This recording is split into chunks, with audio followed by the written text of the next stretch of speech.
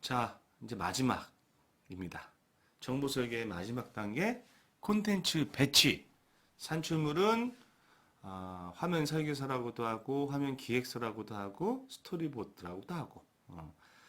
여러분들 취업하게 되면 어떤 회사에서는 화면 설계서라고 하고, 어떤 회사에서는 스토리보드라고도 하고, 어떤 회사에서는 화면 기획서라고도 하고, 또 클라이언트들도 또 서로 다른 말들로 용어를 쓰는데 내용은 같기 때문에 여러분들이 이 녀석들은 똑같은 말이구나를 이해하기 위해서 여러분들이 좀 헷갈릴 수도 있지만 같이 똑같이 쓰이는 유사한 것이 아니고 아주 똑같이 그지 똑같은 용어인데 실제로 단어를 달리 쓰고 있는 것들은 여러분들이 알고 있어야 돼. 어쨌든 우리가 지금까지 했던 기획, 앞부분의 기획들, 정보 구조까지 만들고, 그 이후에 결국 최종, 웹은 어쨌든 모니터로 나오던, 뭐 모바일로 나오던, 아니면 빔프렉스 나오던 한 페이지 단위로 사용자에게 보여주게 되죠. 그러면 그 한 페이지 한 페이지를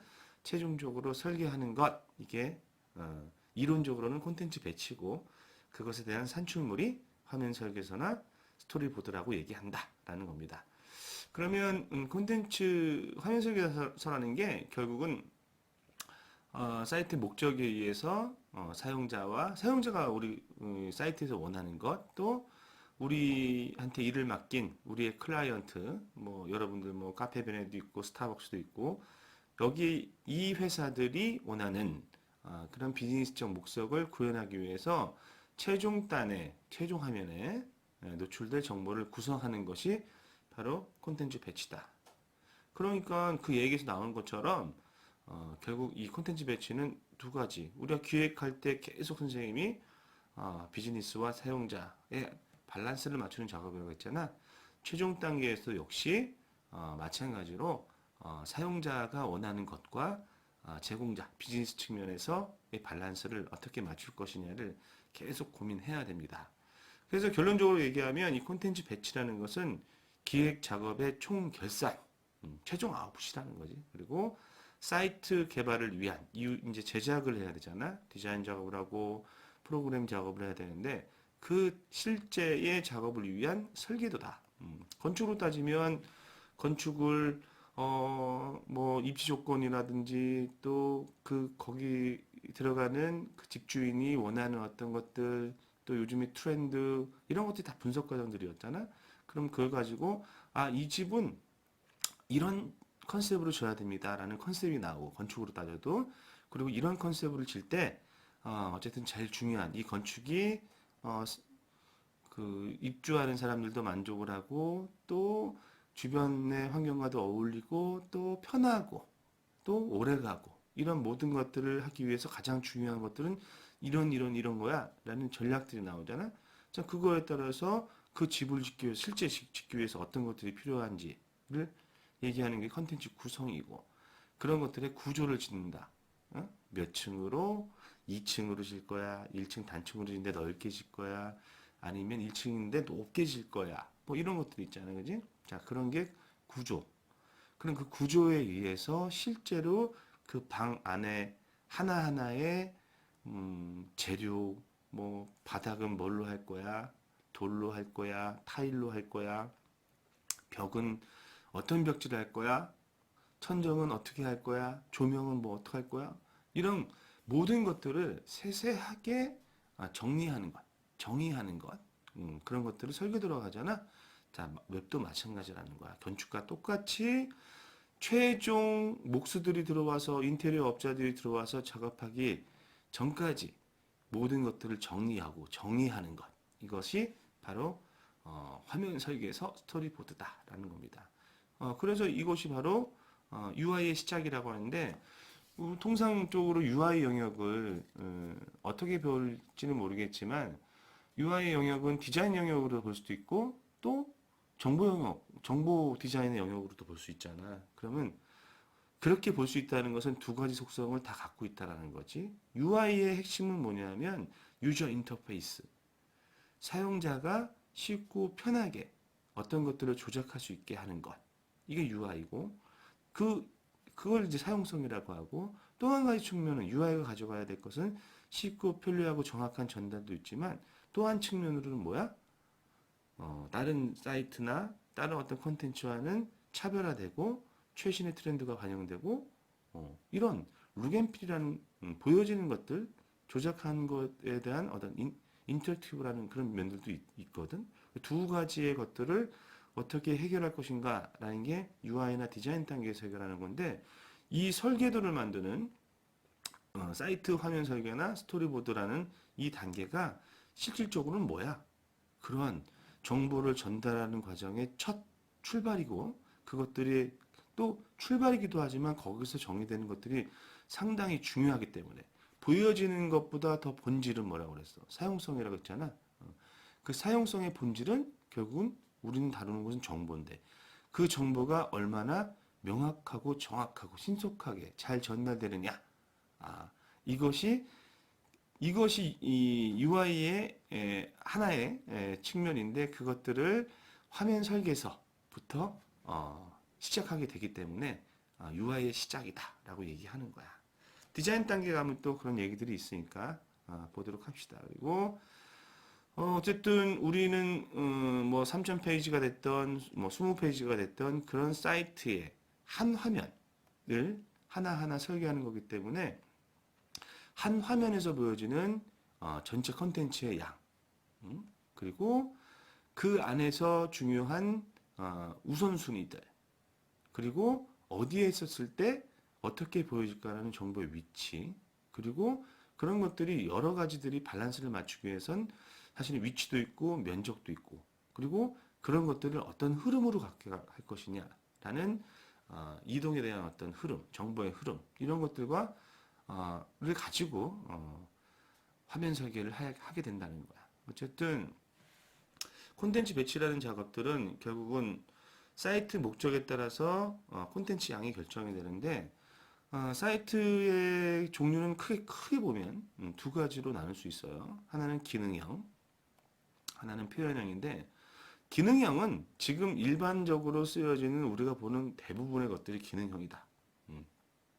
정보 중심형이야. 그지? 기능형이라는 거는 정보를 보여주고 되도록 많이 보여주고 또 효율적으로 보여주는 쪽에 포커싱된 사이트.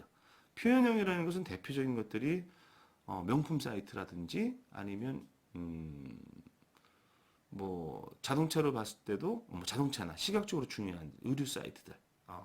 근데 의류 사이트 중에서도 이것저것 막 파는 티몬 쿠팡에 있는 의류 사이트가 아니고 그 의류 사이트가 표현형이 아니야.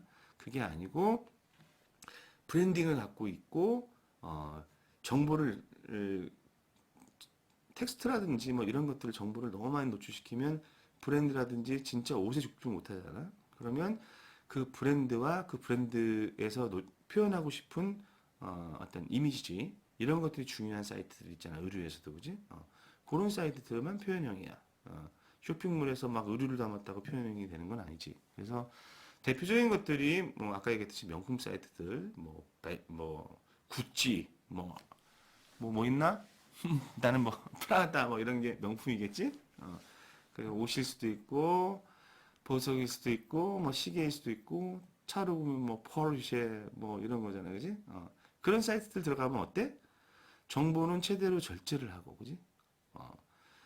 룩앤필에 의해서 와 멋있다, 사고 싶다, 갖고 싶다. 이런 형태들이 표현형이다. 그 이외에는 대부분 뭐다? 기능형, 정보 전달형이다라고 볼 수 있는 거야. 어쨌든 이 사이트의 두 가지 이 종류에 따라서 당연히 기능형은 상대적으로 정보의 양이 많고 표현형은 정보를 극도로 제한시킨다라고 볼 수 있는 거야. 결정이 된다. 두 번째, 하나의 페이지는 물론 수직적으로는 수평적으로는 뭐 조금 그래도 뭐 구분할 수 있지. 뭐 가로폭을 좁게 하느냐 넓게 하느냐 뭐 이런 것도 있지만 보통 지금은 1200 정도의 가로를 표준으로 쓰고 있지. 선생님이 처음 웹할 때는 640, 480 모드였어. 말도 안 되지. 지금 배너 요만한 거 하나 정도밖에 안 되는데 어쨌든 가로폭은 그래도 일반적으로 정해져 있는데 수직은 어때? 수직은 요즘 트렌드는 아주 길게 계속 내릴 수 있는 사용성 때문에 그런 거지.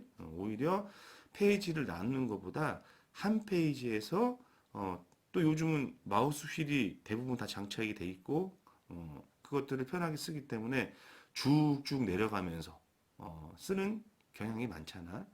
그래서 어쨌든 그렇지만 가로건 세로든 뭐 세로를 그렇다고 뭐 한 10m 할 거야? 그건 아니지, 그지? 아무리 길어도 어느 정도의 적당량이니까 이 한 페이지 안에 대부분 상단은 글로벌 내비게이션이 있고 그러면 컨텐츠 영역 안에서 이 정보들을 어떻게 분리할 것이냐 또 그 정보들을 어떻게 묶을 것이냐 그리고 그러한 우선순위의 흐름들을 어떻게 만들 것이냐 그런 것들과 관계된 게 정보의 중요도, 위치, 면적 그리고 이동 순서 이런 것들이 함께 고려되면서 화면을 설계하게 된다라는 겁니다. 그 화면 설계를 할 때 가장 중요한 기준이 되는 것이 바로 메인 페이지. 우리가 소위 뭐 홈페이지라고 말하는데 뭐 얘기했지만 홈페이지는 뭐 카페베네 홈페이지 이건 일반 사람들은 그렇게 쓰겠지만 우리는 뭐야? 카페베네의 웹사이트라고 표현하는 게 정확한 거고 홈페이지는 정확히 카페베네 홈페이지는 뭐냐면 카페베네의 메인 페이지를 얘기하는 거지. 어쨌든 모든 화면 설계의 가장 첫 번째 그리고 가장 중요한 페이지가 뭐야? 메인 페이지지. 앞에서 선생님이 어, 요즘은 계층 구조나 뭐 이런 거 설명하면서 얘기했잖아. 꼭 메인 페이지로 오지 않을 수 있다. 그리고 그런 것들이 많이 벗어나서 서브 페이지에서 서브 페이지로 이동하는 경우가 많다라고 했는데 그건 뭐야? 어떤 한 페이지에서 특정 사이트로 갈 때고 우리가 검색 엔진을 사용해서 네이버라든지 구글이라든지 뭐 다음이라든지 여기서 내가 어떤 사이트라든지 어떤 브랜드를 검색을 하거나 아니면 그냥 뭐 나는 뭐 친구한테 줄 선물을 사고 싶어서 뭐 예쁜 꽃바구니 이렇게 치면 쭉 사이트들이 나오잖아. 그럼 그 사이트를 클릭하면 다 어디로 가? 메인 페이지로 가잖아, 그지? 여전히 메인 페이지는 사이트의 최초 경로이고 사용자가 처음 만나는 페이지일 수 있는 확률이 가장 높기 때문에 그 메인 페이지가 가장 중요한 설계 대상이다. 라는 거야. 그래서 어, 실질적으로 서브 페이지 모든 화면 설계도를 할 때 가장 당연히 먼저 해야 되고 가장 심혈을 기울여서 모든 것들을 집대성하는 최적화하는 사이트가 페이지가 바로 메인 페이지, 홈페이지다라고 볼 수 있는 거야. 자, 이 정도의 개념으로 가봅시다. 자, 뭐 길게 얘기했으니까 정리하면 콘텐츠 배치라는 것은 기획의 총 결산, 최종 하나의 화면에서 우리가 원하는 목적하고자 하는 앞에 있는 여러 가지 기획들, 정보 구조들을 어떻게 사용자한테 전달을 하고 어떻게 비즈니스적인 이익을 얻을 것이냐. 이러한 기준의 설계도다. 그리고 그 설계는 뒷단으로 오는 개발과 관련된 디자인과 프로그램 쪽, 특히 이제 디자인 인터페이스 단계지. 이 단계에 이 자체 PPT가 됐든 뭐든 이 설계도가 UI에 시착이 된다. 그리고 컨텐츠의 양에 의해서 결정되는 거 양에 의해서 결정된다는 것은 사이트가 갖고 있는 두 가지의 큰 카테고리. 정보 중심으로 하는 기능형이냐 아니면 룩앤필이 중요한 표현형이냐 이거에 따라서 콘텐츠의 양이 당연히 결정된다. 그리고 그 안에서 우리가 그 콘텐츠 배치를 할 때 중요한 것은 콘텐츠를 어떤 순서로 어떻게 묶고 어떻게 분리시키고 중요한 것을 어떻게 뚜렷하게 보여줄 수 있고 그리고 이동의 흐름을 정보의 흐름을 어떻게 만들 것인가 이런 것들이 중요하고 그 중에서 당연 메인 페이지, 홈페이지가 가장 사이트 컨셉과 전략과 사이트의 모든 것들을 담아내는 가장 중요한 페이지고 그 페이지로부터 시작해서 화면 설계, 스토리보드가 이루어진다라고 정리하면 되겠지.